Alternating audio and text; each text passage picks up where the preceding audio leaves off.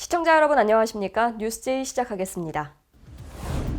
필리버스터가 종결되면서 국정원법 개정안이 국회 본회의를 통과했습니다. 국정원법 개정안의 통과에 이어 대북 전단 살포금지법 또한 통과됐습니다. 서울시는 시민 누구나 무료로 코로나19 검사를 받을 수 있는 임시 선별진료소를 운영합니다. 강북구가 우이 예술인 마을을 조성하고 연말까지 공공주택 입주자 20세대를 모집합니다. 충청권 광역철도망 구축에 대전과 세종, 충북, 충남이 한 목소리를 냈습니다. 한 주간의 국회 소식입니다. 지난 10일 상정된 국정원법 개정안이 무제한 토론, 필리버스터가 종결되면서 국회 본회의를 통과했습니다. 지난 10일 상정된 국정원법 개정안이 국회 본회의를 통과했습니다. 174석의 과반 일석을 확보한 민주당 외에도 열린민주당과 여권 성향 무소속 의원들이 찬성표를 던졌습니다. 국민의힘, 국민의당, 민주당 조응천 의원은 투표에 불참했습니다. 재석 187인 중 찬성 187인으로서 국가정보원법 전부 개정 법률안 대안은 가결되었음을 선포합니다. 개정안은 국정원 직무 범위에서 국내 정보를 삭제하고 대공수사권을 경찰로 이관하는 게 핵심 내용입니다. 또한 국정원의 정치 개입의 금지 유형을 확대하고 국회 정보위원회 제적위원 3분의 2가 요구하면 국정원이 특정안에 대해 바로 보고하도록 명시하고 있습니다. 그 외 직무 범위에서 국내 정보 삭제와 국가정보원의 명칭을 유지하는 내용 또한 포함되어 있습니다. 표결 전 개정안에 대한 여야 의원들의 무제한 토론, 필리버스터는 61시간 동안 이어졌습니다. 이제 코로나19 대응에 집중해야 한다는 민주당의 종결 요청에 일결 정족수인 180명이 찬성하면서 토론은 중단됐고 국정원법은 국회 문턱을 넘었습니다. 지난 12월 13일 저녁 국정원법 개정안의 통과에 이어서 12월 14일 대북전단 살포금지법 또한 통과됐는데요. 더불어민주당 주도하에 발의 6일 만에 필리버스터가 중단됐습니다. 국정원법이 국회 문턱을 통과한 뒤 대북전단금지법 또한 필리버스터 안건에 상정됐습니다. 이 안건에 대해 주호영 의원 외에 102인으로부터 무제한 토론 요구서가 제출되었으므로 국회법 제106조 2 제1항에 따라 무제한 토론을 실시하겠습니다. 민주당은 전날 오후 8시 10분 국회의사과에 필리버스터 종결 동의 신청서를 제출했습니다. 대북전단 살포를 금지해달라고 아우성을 치고 있습니다. 이 접경지역 주민들이 뭔 죄입니까? 이분들은 남북관계만 악화되면 그냥 불안에 떱니다. 김여정이 이런 법 만들어라고 하자 말자 만드는 건 대한민국 국회 자존심 아닙니까? 여야의 갈등의 굴만 더 깊어진 채 24시간 동안 진행된 필리버스터는 끝이 났지만 야당의 투표 거부로 재석 187명 중 찬성 187명으로 대북전단금지법은 통과됐습니다. 재석 187인 중 찬성 187인으로서 남북관계 발전에 관한 법률 일부 개정 법률안 대안은 가결되었음을 선포합니다. 필리버스터를 뚫고 대북전단금지법이 국회 본회의를 통과하면서 민주당이 얘기한 중점 법안들은 처리가 마무리됐습니다. 공수처법부터 대북전단 살포금지법까지 국회 본회의를 모두 통과했습니다. 그 과정에서 진행된 필리버스터가 화제가 되고 있는데요. 무제한 토론을 의미하는 필리버스터에 대해 알아보겠습니다. 최근 들어 많이 등장하는 말이 있습니다. 필리버스터, 무제한 토론이라는 말이 자주 언급되는데요. 12월 13일과 14일, 양일간 무제한 토론이 여당 독주로 종결됐습니다. 무제한 토론 종결 동의가 가결되었으므로 무제한 토론이 종결되었음을 선포합니다. 그렇다면 필리버스터란 무엇일까?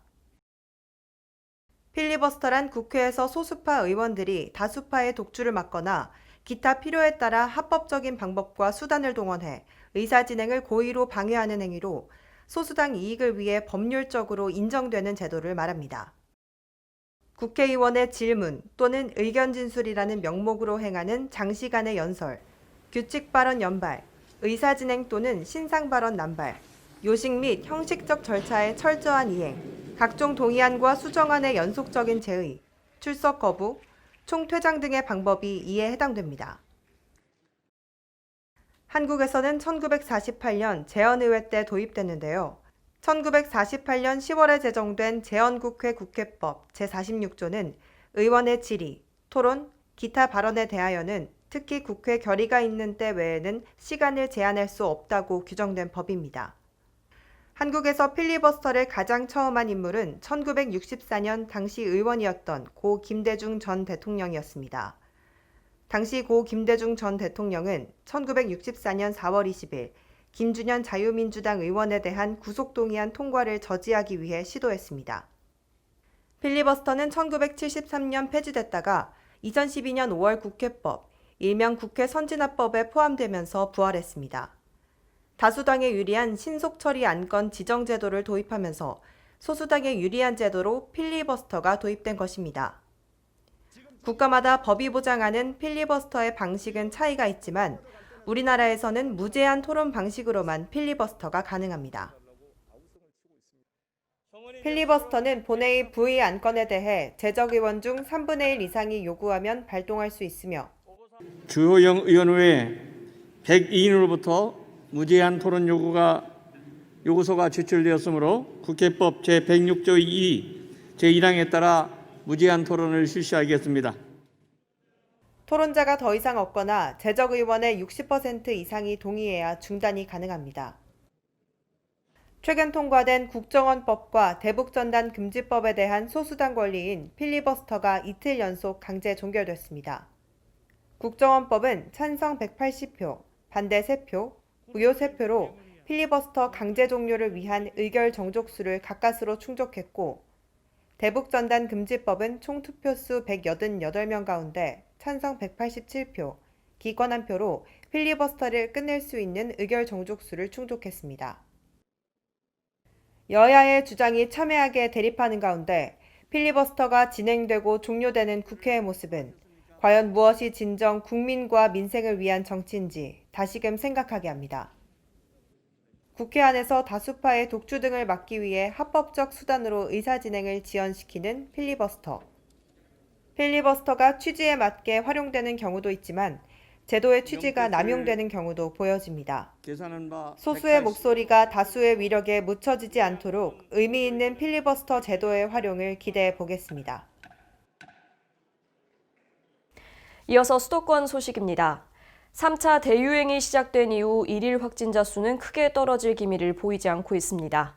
이에 따라 서울시는 시민 누구나 무료로 검사를 받을 수 있는 임시선별진료소 운영에 들어갔습니다. 코로나19 검사 장벽을 낮춰 무증상 감염자를 조기에 찾아내는 것이 목표인 만큼 임시선별진료소는 접근성이 좋은 지역에 위치하고 있으며 휴대전화 번호 외에는 다른 정보를 수집하지 않는 익명 검사도 가능합니다. 서울시가 코로나19 검사를 원하는 시민 누구나 증상 유무와 관계없이 무료로 검사를 받을 수 있도록 임시선별검사소 56개소를 운영합니다. 주요 환승 지하철역과 누구나 쉽게 찾아올 수 있는 공원, 운영이 중단된 공공시설 주차장 등을 활용해 12월 14일부터 25개 자치구마다 각 1개소에서 3개소씩 운영합니다. 코 속으로 검사 장비를 넣어 검체를 채취하고 PCR 기법으로 확진을 판단하는 기존 방식을 원칙으로 합니다. 다만 코 속 검체 채취가 어려운 경우 타액 PCR 검사, 빠른 확인이 필요한 경우 30분 만에 알 수 있는 신속항원 검사도 운영합니다. 마포구는 망원유수지 체육공원과 서광대 역사광장에 임시선별 검사소를 운영하며 서울 시내 모든 검사소 위치는 스마트 서울맵 누리집에서 확인할 수 있습니다. 강북구가 지역 내 문화예술인을 위해서 우이 예술인 마을을 조성하고 연말까지 공공주택 입주자 20세대를 모집합니다. 예술인 마을은 우이 신설선 도시철도 역사 근처에 위치해 있어 접근성이 뛰어나고 최초 계약 기간 2년에 최대 10년까지 거주할 수 있습니다. 강북구가 오는 22일부터 31일까지 우이 예술인 마을 3, 4차 공공주택 입주자를 모집합니다. 예술인 마을은 지역 내 문화예술인의 주거 안정과 활동 공간을 조성하기 위해 마련된 수요자 맞춤형 임대주택입니다. 이번에 모집하는 가구는 모두 20세대로 강북구청 문화관광체육과를 방문해 접수해야 합니다. 지상 5층 규모로 건립된 예술인 마을은 3차 주택의 경우 우이신설선 419 민주묘지역 근처에, 4차 주택은 북한산 우이역과 걸어서 10분 거리에 조성돼 있어 교통이 편리하다는 게 특징입니다. 세대별 공급 면적은 31.4제곱미터부터 40.53제곱미터까지로 모집 공고일인 12월 16일 기준 만 19세 이상 서울시 거주민이고 문화예술진흥법에 따른 문화예술 분야 종사자여야 하는 등 기본 조건을 충족해야 입주 자격이 부여됩니다. 또 한국인 예술복지재단의 예술인 활동 증명서나 해당 협회의 증명서류도 반드시 제출해야 합니다. 이와 함께 신청자를 포함한 세대원 모두가 무주택 세대 구성원이어야 하고 월평균 소득과 자산 기준도 지정된 기준에 적합해야 합니다. 전년도 도시근로자 월평균 소득에 따라 임대보증금은 최소 2,655만 원부터 최대 3,255만 원, 월 임대료는 최소 34만 6천 원에서 최대 42만 4천 원이 책정됩니다. 입주는 내년 4월 15일부터 시작될 예정으로 최초 계약기간 2년에 최대 10년까지 거주할 수 있고 최종 선정자는 3월 8일 개별 통보됩니다. 보다 자세한 사항은 강북구청 홈페이지의 세수식란에서 공고문을 참고하거나 문화관광체육과로 문의하면 됩니다. 강북구가 동주민센터를 방문하는 청각장애인과 언어장애인의 민원 편의를 위해서 삼양동과 인수동 등 5곳에 화상전화기를 설치 운영합니다. 강북구는 내년까지 지역 내 모든 동주민센터에 대한 화상전화기 비치를 마무리할 계획입니다. 강북구가 듣거나 말하는 데 불편함이 있는 장애인을 위해서 지역 내 동주민센터 5곳에 화상전화기를 추가 설치합니다. 신규 비치 장소는 삼양동과 송중동, 송천동, 번이동, 인수동으로 오는 22일까지 설치 작업이 마무리될 예정입니다. 민원 업무를 위해 이들 동주민센터를 방문하는 청각 언어장애인은 화상전화기를 통해 강북구 수어통역센터에 상주하는 수어통역사의 도움을 받을 수 있게 됩니다. 영상 모니터가 설치된 전화기는 그동안 강북구청 1층 민원 여건과를 비롯해 미아동과 번삼동 주민센터 등 3곳에서만 사용할 수 있어 신설 요구가 이어졌습니다. 강북구는 지역 내 청각 언어장애인 수가 해마다 증가함에 따라 상대적으로 이들 장애인 거주자가 많은 지역을 신규 장소로 지정했습니다. 이와 함께 내년까지 나머지 6개 동에도 화상 전화기를 배치해 의사소통의 어려움을 개선해 나갈 계획입니다. 마포구가 우울증, 만성질환, 인지장애 등으로 일상생활에 어려움을 겪는 지역 어르신을 위해서 AI 기능이 접목된 반려로봇을 제공합니다. 마포구가 이달 말부터 우울증, 인지장애 등으로 일상생활에 어려움을 겪는 지역 어르신 400명에게 서울시자치구 최초로 AI 기능이 접목된 반려로봇을 제공할 예정입니다. 마포구 캐릭터인 마포동이를 형상화한 봉제인형 형태로 제작됐습니다. 지난 6월 한국로봇산업진흥원이 주관한 2020년 로봇 활용 사회적 약자 편익 지원 사업 공모에 선정돼 반려로봇을 제공하게 됐습니다. AI 자연어 처리 기술이 접목된 이 로봇은 120만 건의 감성 대화로 어르신과 정서적 유대감을 쌓을 수 있습니다. 또 시간이 지날수록 사용자에 맞춰 진화하며 이 밖에 치매 예방 콘텐츠, 약 복용 시간과 날씨 등 개인별 맞춤형 서비스, 활동 감지 등을 통한 비상 상황 응급 연계, 마포구 행정 및 복지 소식 알림 등이 특징입니다. 의왕시는 지역 어르신들이 활기차고 건강한 노후 생활을 영위할 수 있도록 다양한 일자리 및 사회 활동을 지원하고 있는데요. 노인들의 삶의 질을 높이고 사회적 가치를 창출하는 의왕시 사회활동 지원 사업에 2020년 연합 종결식이 개최됐습니다. 의왕시 사랑채 노인복지관과 아름채 노인복지관, 의왕시니어클럽 대한노인회 의왕시지회 등 4개 수행기관의 2020년 사회활동 지원사업 연합 종결식이 개최됐습니다. 이번 행사는 코로나19 확산 방지를 위해 최소한의 인원만 참석해 진행됐는데요. 올해 사업은 44개 사업단에 2,004명의 어르신들이 참여했습니다. 코로나19라고 하는 어려운 상황 속에서 올 한해 일자리 사업을 직접 참여하시는 어르신들 또 지원해 주시는 기관 모두가 사실 원활하게 이렇게 돌아가지 않다 보니까 어려움이 많으셨을 텐데 그럼에도 불구하고 잘 마무리라고 오늘 종결식을 갖게 돼서 아주 기쁘게 생각을 합니다. 한편 2021년 노인 일자리 및 사회활동 지원 사업에는 총 2,097명의 어르신을 모집할 예정입니다. 다음은 광역시 소식입니다. 사회적 거리두기 2단계 격상에도 불구하고 코로나19 지역 확진자가 급증하고 있습니다.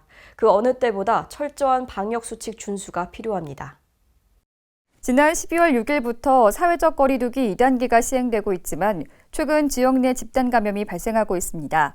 시민 여러분의 거리두기 동참과 철저한 방역수칙 준수를 당부드립니다. 많은 사람들이 모이는 장소, 밀집, 밀폐, 밀접한 공간은 감염에 매우 취약합니다. 최대한 방문을 자제해 주시기 바랍니다. 또한 2사람 이상이 만날 경우 일상생활에서도 언제 어디서나 항상 마스크를 착용해 주시기 바랍니다. 연말 각종 송년 모임과 회식 등은 연기하고 불필요한 외출과 만남은 자제해 주시기 바랍니다. 나와 내 가족을 보호하는 것은 철저한 방역수칙 준수뿐이라는 것 잊지 마시기 바랍니다. 국가균형 발전과 충청권 메가시티 구축의 출발점이 되는 사업이죠. 충청권 광역철도망 구축에 대전과 세종, 충북, 충남이 한 목소리를 냈습니다. 충청권 4개 시도가 12월 14일 오전 대전시청 대회의실에서 충청권 광역철도망 구축을 위한 공동건의문에 서명했습니다.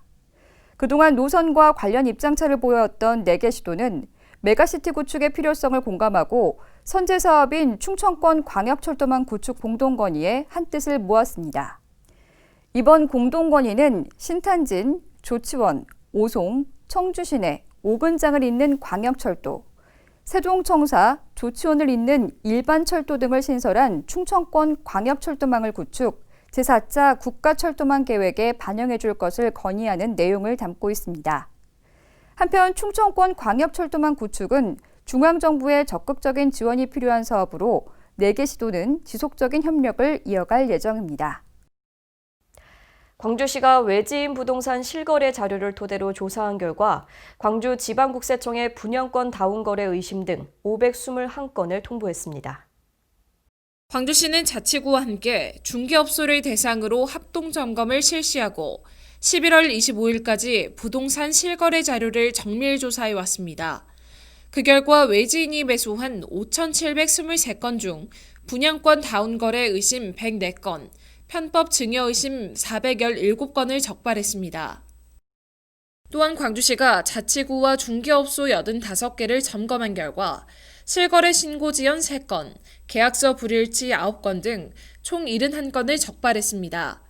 이에 대해 6개월 이내 영업 정지나 500만 원 이하 과태료 부과 등 행정 처분할 예정입니다. 광주시는 아파트 가격이 급등함에 따라 부동산 시장을 안정화하기 위해 지난달 11일부터 강력 조사를 실시하고 있습니다. 이번 조치를 통해 투기로 인한 집값 급등과 양극화를 심화시켜 서민들의 내 집 마련 꿈을 앗아가는 투기 세력이 발붙이지 못하도록 할 것입니다. 광주시는 자치구와 연말까지 부동산 불법 거래 합동 점검 및 부동산 실거래 의심 사례에 대한 정밀 조사를 하면서 부동산 거래해지 신고에 대한 기타 소득 누락자도 추가 조사할 방침입니다. 이어서 강원도 소식입니다. 동해안 특산물인 대문어의 자원 관리를 위해서 강릉 연곡 영진 해역이 수산자원 관리 수면으로 지정됐는데요. 이처럼 보호수역으로 지정된 해역에서는 대문어 어획이 금지됩니다. 지난 2019년부터 강릉시가 대문어 자원을 집중 육성하기 위해 강릉 영진 인근 180여 헥타르 해역에 대문어 산란 서식장을 조성해 오고 있습니다. 이번 사업은 해양수산부가 국비 50%를 지원하는 사업으로 2023년까지 50억 원을 투입해 대문어 산란 서식장에 인공어초와 구조물을 투하하고 있습니다. 또한 이 해역은 강원도에서 2번째로 수산자원 관리 수면인 대문어 보호구역으로 지정돼 이 대문어 포획이 연중 금지됩니다. 코로나19가 확산되면서 감염 방지 목적으로 일회용품을 한시적으로 허용하면서 플라스틱 폐기물이 급증했습니다. 강릉시는 환경부 지침에 준해 12월부터 일회용품 사용 규제를 재개하기로 했습니다. 코로나19 여파로 국내 여행객이 증가하고 강릉 내 플라스틱 재활용품 발생량이 전년 대비 20% 이상 증가했는데요. 하지만 플라스틱 재활용 산업이 위축되며 처리에 난항을 겪고 있습니다. 이에 따라 강릉시는 환경부가 낸 새로운 기준에 따라 사회적 거리두기 1단계에서는 일회용품 사용을 전면 금지하고 1.5단계부터 2.5단계까지는 다회용기 사용을 원칙으로 하되 사용자의 요구가 있을 때만 일회용품을 제공할 계획입니다. 12월 한 달은 식품 접객업소에 대한 계도 기간으로 1월부터 커피 전문점을 중심으로 점검에 나서기로 했습니다. 코로나 확산세가 계속되는 요즘 횡성군이 12월 7일부터 4주간 연말연시 특별 방역대책 기간을 운영하며 지역 감염 확산 방지에 총력을 기울이고 있습니다. 횡성군이 환기가 어려운 계절 특성과 스키장 방문객이 몰리는 지역적 특성을 고려해 12월 7일부터 2021년 1월 3일까지 연말연시 특별 방역대책 기간 운영에 들어갔습니다. 이에 따라 동절기와 연말연시 핵심 생활방역 수칙으로 밀폐, 밀집, 밀접장소 가지 않기, 모임 행사 자제하기, 의심 증상 있으면 검사받기, 마스크 착용과 손 씻기 등을 적극 홍보하고 생활 속 방역을 강화해 나갈 방침입니다. 한편 횡성군은 코로나19 방역 안내, 홍보 업무를 담당할 코로나19 사회적 거리두기 지킴이를 선발해 운영합니다.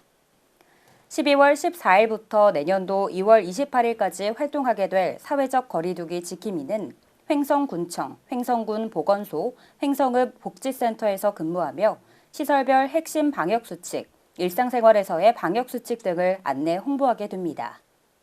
횡성 크리에이터 협회가 연말 이웃돕기 나눔 행사로 실시간 온라인 판매 행사를 펼쳤습니다. 지난 8일 안흥면의 한 사무실, 횡성 크리에이터 협회 회원들이 한자리에 모였습니다. 쌀과 버섯가루, 꽃차, 강정 등 회원들이 직접 생산하고 가공한 제품들을 실시간 온라인 채널을 통해 판매하는데요. 이렇게 모아진 성금 전액은 어려운 이웃을 위해 사용될 예정입니다. 연말 연시를 맞이해갖고요. 저희 배운 거, 우리가 라이브 커머스라고 저희가 농사도 짓고 가공품도 갖고 있거든요. 그 제품들을 십시일반 모아갖고 연말에 어려운 분들 조금 도와주고자 지금 모인 행사입니다. 한편 횡성 크리에이터 협회는 횡성군 농업기술센터에 이 비즈니스 리더 양성 교육을 수료한 교육생 11명으로 결성되었습니다. 협회는 온라인을 활용한 농산물 판매 전략 협의체로 정기적 모임을 통해 온라인 판매 활성화와 함께 횡성군 홍보에도 앞장서고 있습니다. 이어서 충청도 소식입니다. 충청북도가 정부 예산 7조 원 시대를 눈앞에 두고 있습니다. 특히 충북 현안 사업이 대다수 반영돼 충북 경제 성장을 이끌 것으로 보이고 있습니다. 충청북도 내년도 정부 예산이 확정됐습니다.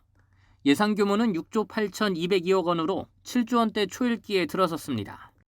내년도 예산은 올해 확보한 6조 854억 원보다 12.1% 증가해 7,348억 원 늘었습니다. 정부 예산 가운데 눈에 띄는 점은 정부가 지난해 선정한 각 시도별 예비타당성 조사 면제 사업 중 충북 관련 사업 예산이 모두 반영됐다는 점입니다. 충북에서 예타 면제를 신청했던 충북선 철도 고속화 사업 예산은 154억 원을 확보했습니다. 또한 기획재정부 요청 평택에서 오송 고속철도 복북선화 사업 31억 원과 세종에서 청주 고속도로 건설 36억 원도 편성됐습니다. 강원도가 요청한 제천에서 영월 고속도로 건설 9억 원 등 사업 시행을 위한 기본 설계비가 모두 반영됐습니다. 충북의 주요 현안인 다목적 방사관 가속기 구축과 오송국제 KBT 스쿨 설립 예산도 확보했습니다.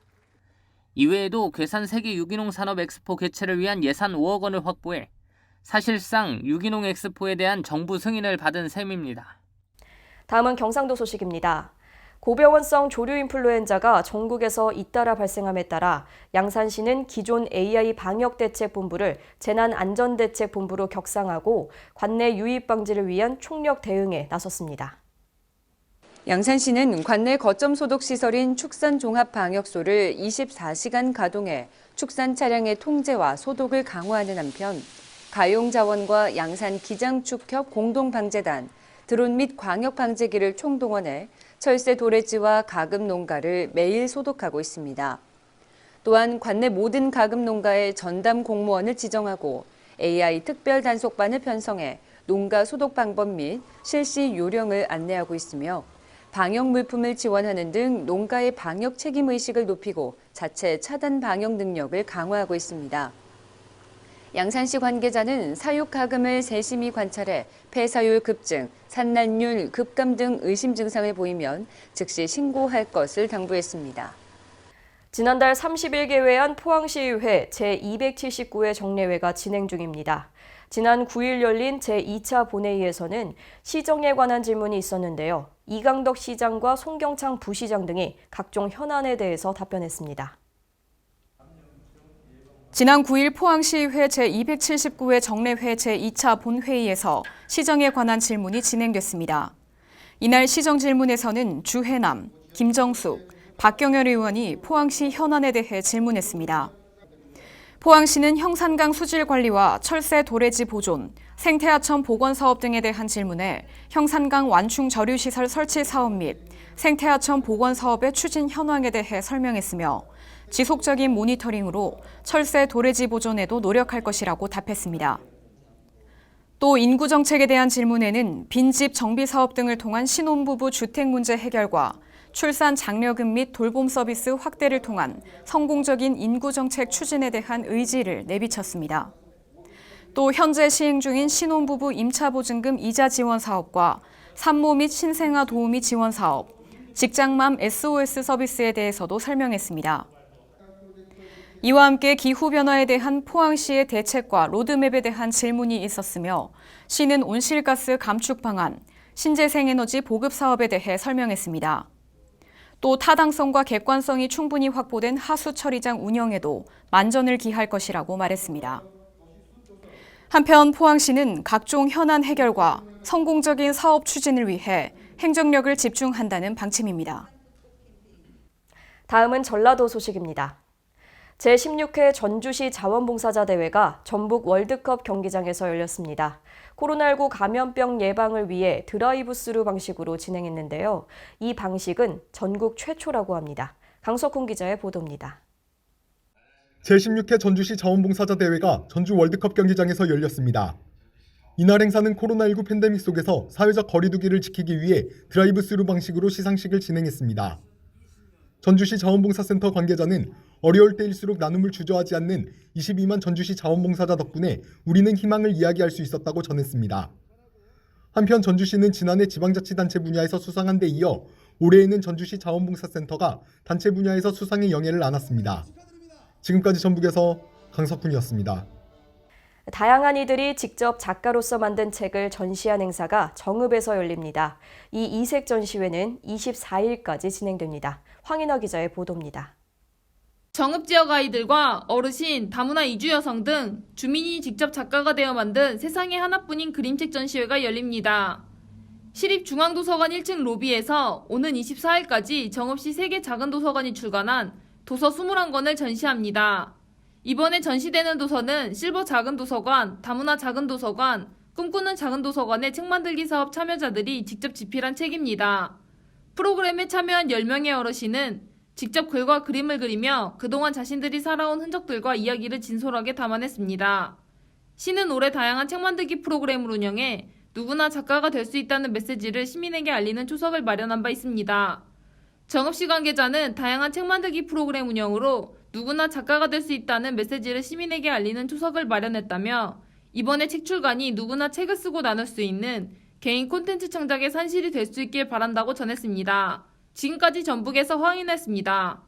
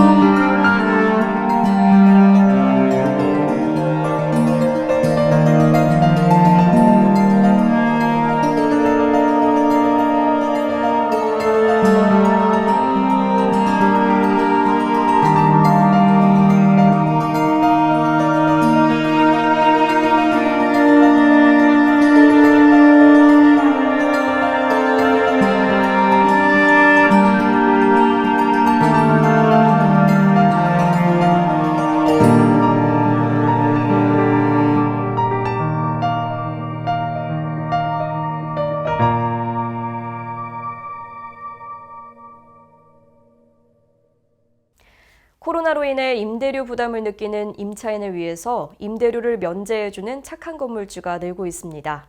사람들 간의 대화 소리는 줄어들어도 서로를 생각하는 마음만큼은 따뜻한 연말입니다.